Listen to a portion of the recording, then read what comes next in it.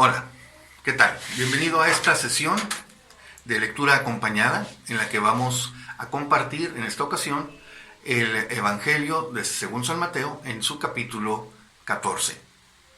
Este capítulo 14 forma el inicio ya de esta sección narrativa del discurso en parábolas. Este es el tercer segmento que tiene este Evangelio según San Mateo con esta estructura. Un discurso de Jesús para enseñar y después una sección narrativa en la que Jesús pone por obra aquello que ha enseñado. Bien, pues ya estás listo con tu Biblia para seguir la lectura y tu libreta por si quieres tomar nota de los comentarios. Pon tus comentarios, comparte tus comentarios con nosotros en la parte de comentarios, la sección de comentarios que viene con este video, para que así podamos enriquecernos mutuamente de lo que el Señor nos comparte en el corazón, pero sobre todo para que podamos intercambiar en estas opiniones, asegurándonos de tener, digamos, el enfoque correcto, es decir, recibir esta palabra con la enseñanza de la mano de la iglesia que la escribió, porque fue la Iglesia Católica la que escribió el Nuevo Testamento, efectivamente. Algunos dicen que la Iglesia añadió a la Biblia 7 libros en el Antiguo Testamento. Lo cierto es que la Iglesia le añadió 27, no 7, 27 libros, todo el Nuevo Testamento. Cuando Pablo y los demás apóstoles hablan de las Sagradas Escrituras, se refieren a la Sagrada Escritura judía, las Escrituras hebreas, que estaban en su versión completa, como nosotros la tenemos y como ellos la utilizaban, en el canon de Alejandría. Este canon del norte de África, precisamente donde se tenía esta colección de todos los libros de la Sagrada Escritura hebrea, y que bueno, estaban allí precisamente porque cientos años antes, ¿verdad?, estuvieron por ahí solicitando el rey de esta zona, que no eran judíos, pero que tenían una biblioteca muy importante en Alejandría, en donde él quería tener pues prácticamente consignado todo el conocimiento del mundo, de las culturas. Y entonces él solicita a los reyes de entonces en Israel que le apoyaran con una traducción al griego de las escrituras hebreas. Y es esta, así como nace la llamada versión de los 70, o también llamada Septuaginta, que es el Antiguo Testamento escrito por hebreos, por maestros hebreos, que tradujeron directamente del hebreo al griego. Y cuenta la leyenda que los 72 sabios que hicieron este trabajo llegaron cada uno por su cuenta prácticamente a la misma traducción. Y este evento milagroso fue tomado como una confirmación de parte de Dios de que esta traducción al griego era una traducción digna de fe, digna de confianza. Y es así que sabemos nosotros que los apóstoles hacían referencia a la palabra de Dios en griego utilizando esta versión de los 70.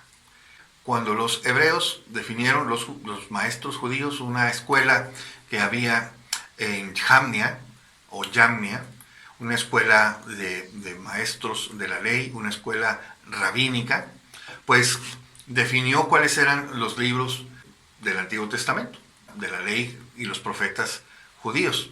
Y entonces hicieron su colección utilizando solamente los libros que ellos tenían en ese momento en hebreo, considerando que el hebreo pues era la lengua sagrada para ellos. Así como para la iglesia la lengua oficial es el latín, porque así fue como nació, digamos, la autoridad posteriormente en Roma.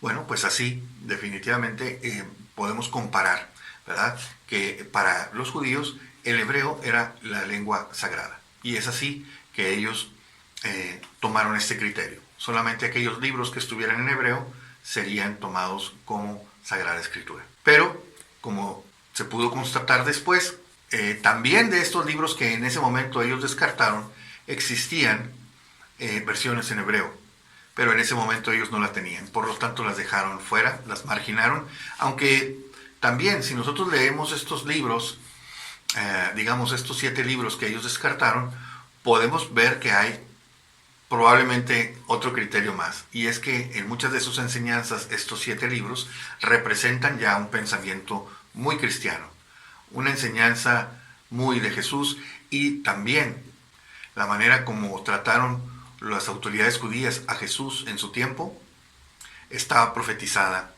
no solamente por Isaías y otros profetas importantes, sino también en estos libros llamados deuterocanónicos. Pues bien, vamos sin mayor preámbulo a este capítulo 14 del Evangelio según San Mateo. Tomamos nuestra Biblia, es Dios hecho palabra. En el nombre del Padre, del Hijo y del Espíritu Santo. Amén. Ven, Espíritu Santo, llena los corazones de tus fieles y enciende en ellos el fuego de tu amor. Envía, Señor, tu Espíritu, y todo será creado y se renovará la faz de la tierra.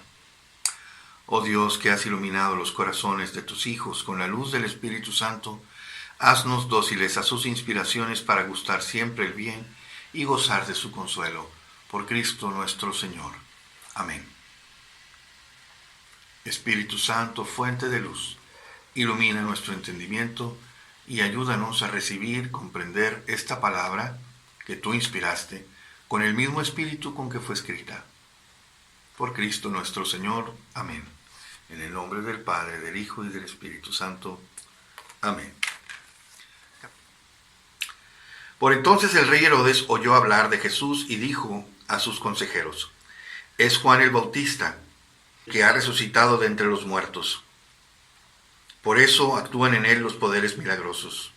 Y es que Herodes había detenido a Juan, lo había encadenado y lo había metido en la cárcel por causa de Herodías, la mujer de su hermano Filipo. Pues Juan le decía: no te es lícito tenerla por mujer. Y aunque quería matarlo, tuvo miedo al pueblo, que lo tenía por profeta. El día que se celebraba el cumpleaños de Herodes, la hija de Herodías danzó en público y agradó tanto a Herodes que éste juró darle lo que pidiera.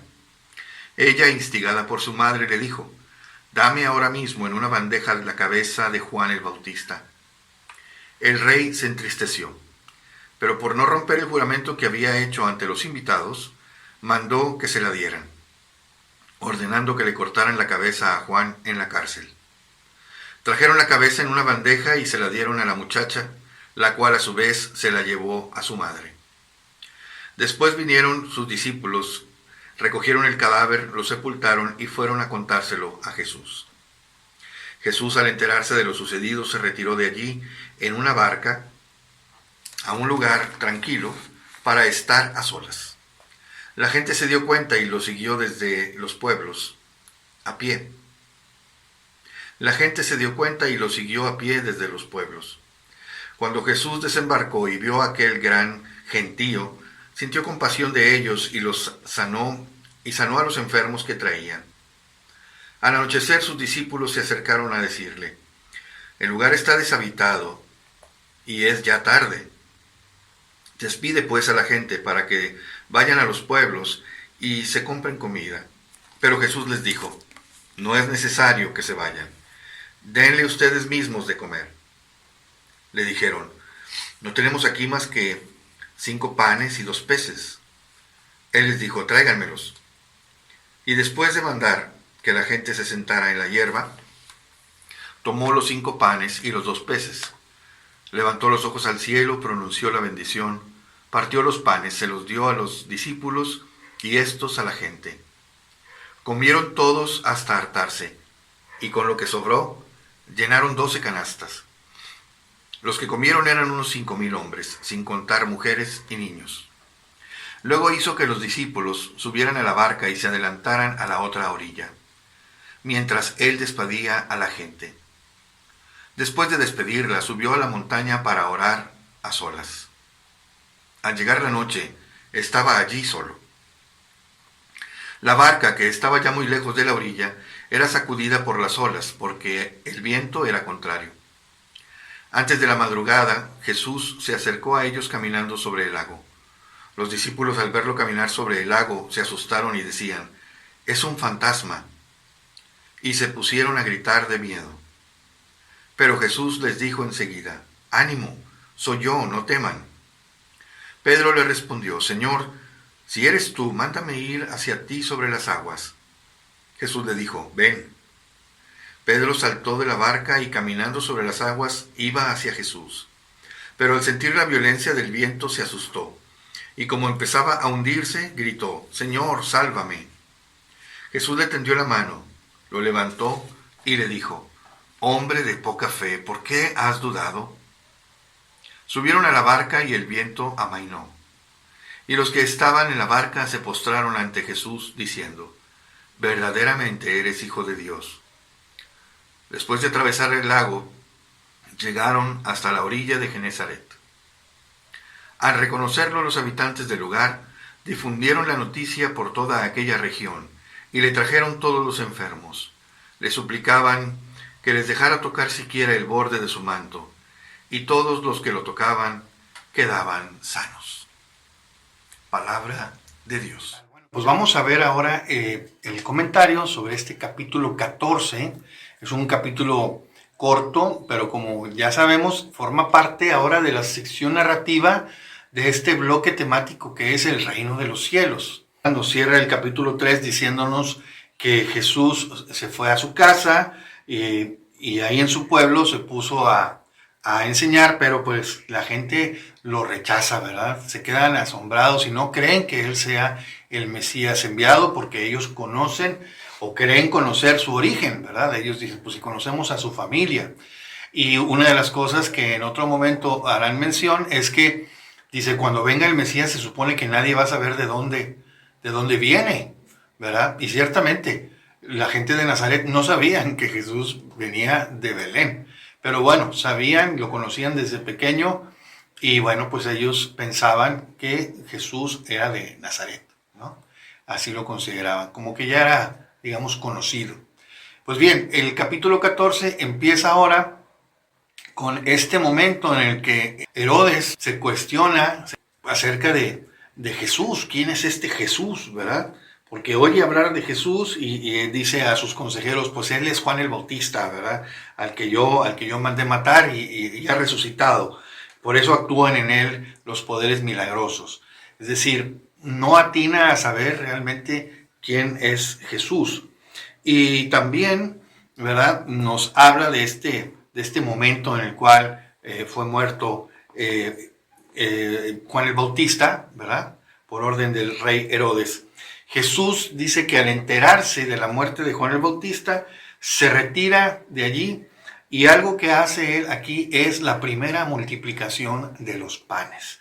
La gente se va detrás de Jesús cuando se dio cuenta que Jesús se había retirado a un lugar tranquilo, se había embarcado, pero la gente le sale al encuentro, lo sigue, porque pues saben de su fama, ¿verdad? Y para eso lo buscan. Y le llevaron los enfermos y la gente con alguna dolencia. Y Jesús dice, cuando desembarca y ve a aquel gentío, sintió compasión de ellos. Es el reino de los cielos, el reino de compasión. Dios que es nuestro buen samaritano, Dios que se conduele de la humanidad doliente, de la humanidad perdida, de la humanidad ignorante, de la humanidad que, como dice también, anda como ovejas sin pastor, ¿verdad? Porque ciertamente, como nos habla Ezequiel en el capítulo 34, pues nos habla de estos pastores que se apacentaban a sí mismos, ¿no? Las autoridades judías que más que buscar la santidad de las ovejas que ellos pastoreaban, ¿verdad? De la que ellos guiaban en la palabra del Señor y en el cumplimiento de la ley, ellos más bien están viendo cómo cuidan sus privilegios, ¿no? Cómo cuidan ellos su estatus, su poder, su capacidad o su prerrogativa de juzgar a los demás y no ser juzgados ellos, ¿verdad? Cosa que después Jesús les echará en cara. Pues bien, Jesús se compadece de este pueblo y se pone a enseñarles y sana a todos los enfermos que le traen. Esto es el reino de los cielos. Y al anochecer, bueno, pues ya la gente dice que están en un lugar deshabitado y entonces pues los discípulos se acercan con Jesús y dicen, pues despide a la gente para que vayan a buscar algo de comer, donde hospedarse. Y Jesús les dice, no es necesario, ustedes denles de comer. Esta es también manifestación del reino de los cielos. El servidor enviado por el Señor, por Dios, ¿verdad? Tiene esta obligación, tiene este encargo, tiene este envío de alimentar a las ovejas, de alimentar al pueblo, de alimentar al rebaño.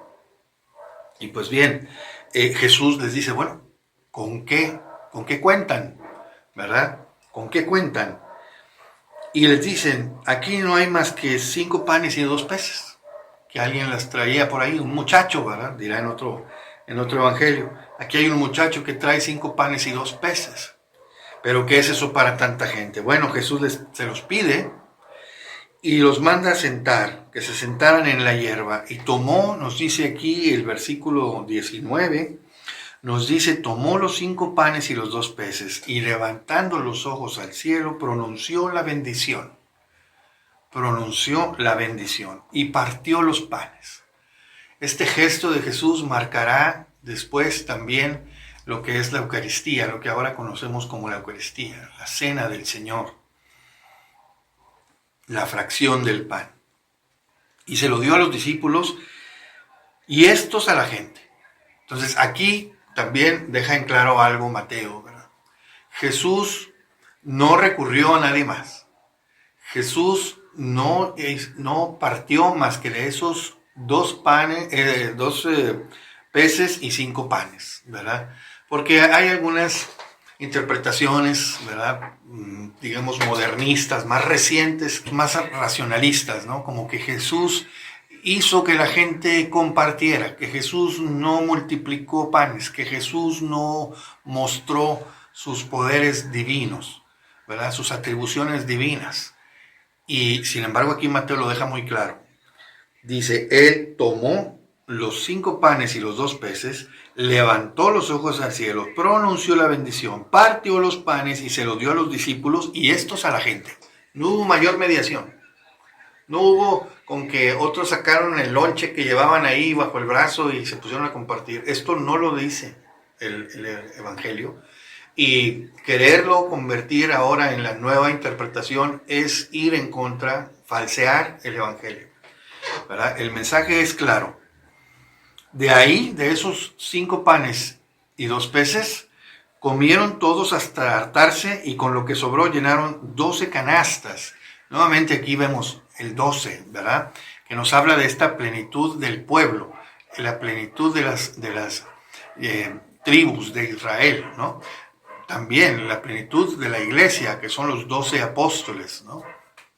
El nuevo pueblo de Dios, que es la iglesia.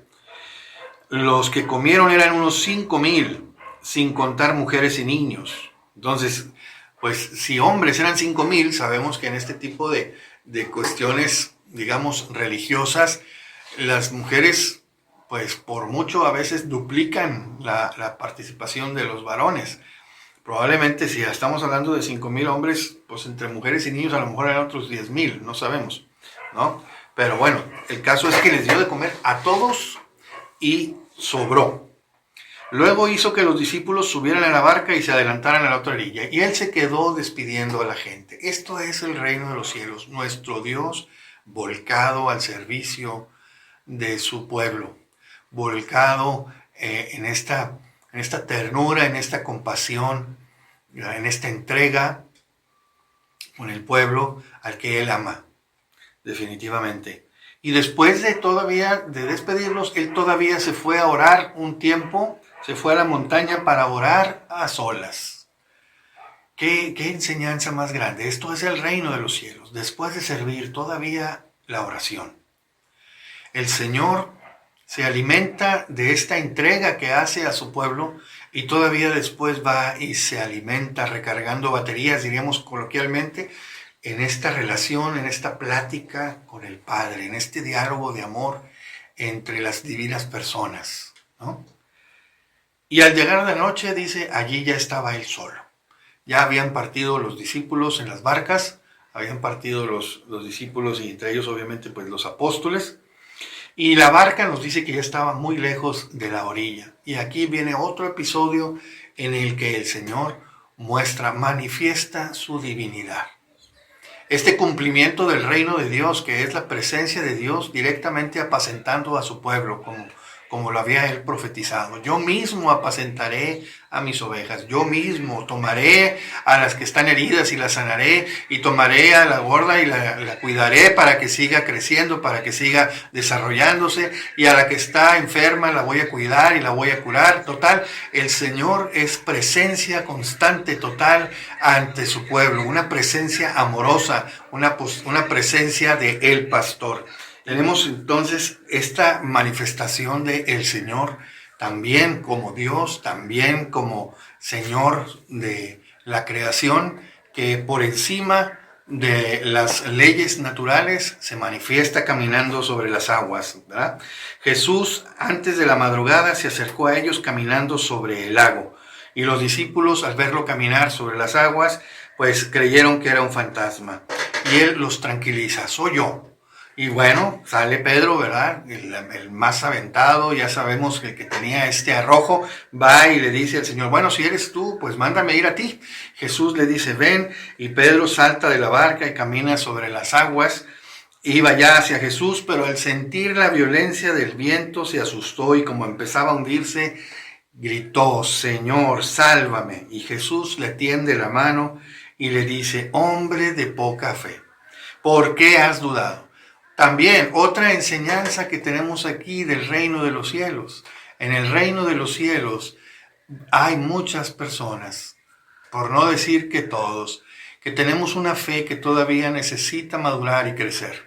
Tenemos una fe como para buscar a Jesús, creer que Él puede salvarnos, pero ciertamente a la hora del seguimiento, cuando Él nos empieza a mostrar lo que hay que sufrir, lo que hay que soportar para seguirle tomando nuestra cruz de cada día, pues es como Pedro aquí, que siente la fuerza del viento y siente miedo. ¿Cuántas veces no ha pasado esto en nuestras vidas? El Señor nos invita, comenzamos a caminar, pero al ver las pruebas y las dificultades que están en el camino, pues a veces dudamos y a veces nos desanimamos. Y bueno, Jesús nos dice: hombres de poca fe, ¿por qué dudaron? Y bien, se subieron a la barca y el viento amainó, y los que estaban en la barca se postran ante Jesús. Verdaderamente eres Hijo de Dios. Y después de atravesar el lago llegaron a la otra orilla de Genezaret, ¿verdad? De este mar de Galilea. Y nuevamente, ¿verdad? Se vuelve a repetir esta imagen. La gente reconoce a Jesús, conoce la fama de Jesús, y entonces pues salen ahora sí que a todo galope a llevarle a todos los enfermos. Y Jesús, ¿verdad?, a todos los que tocaban, ¿verdad?, los sana. Le suplicaban que les dejara tocar siquiera el borde de su manto, y todos los que lo tocaban quedaban sanos.